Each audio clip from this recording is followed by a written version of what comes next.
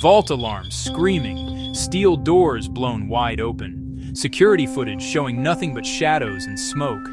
Banks across Europe and Asia, gutted, jewelry gone. Title deeds vanished, and behind it all, one name whispered in every intelligence briefing: the big boss. A ghost who steals fortunes and disappears before anyone even knows he was there. But in Doha, Qatar, two people were about to change that. Agent Tony Spears had been chasing the big boss for 18 months.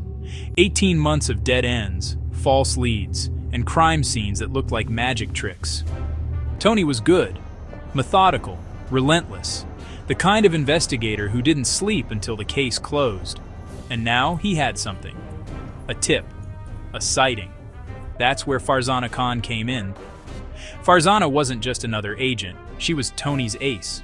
Born in Karachi, fluent in 5 languages, she knew the Gulf like the back of her hand. Cultural nuances that would trip up most Western agents? Farzana navigated them like breathing. She'd already been on the ground for 3 days when Tony landed, mapping the financial district, tracking shell companies, building the web. Doha wasn't random. The big boss chose it for a reason. It's a crossroads, money flowing from Europe, Asia, Africa. Banks everywhere. Loose regulations if you know who to pay.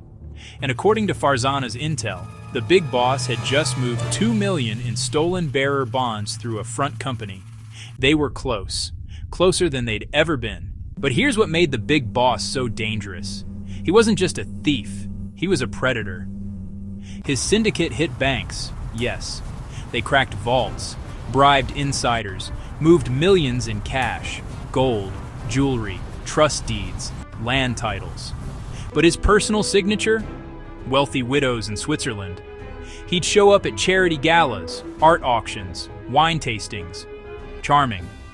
Educated. Handsome in that tailored suit, silver fox kind of way. He'd court them, sweep them off their feet, and then, piece by piece, he'd take everything. Bank accounts drained, properties signed over. By the time they realized, he was gone. Tony and Farzana knew he'd been in Zurich 2 weeks ago. A widow named Elise Fournier, 72, worth 30 million, reported her entire estate missing.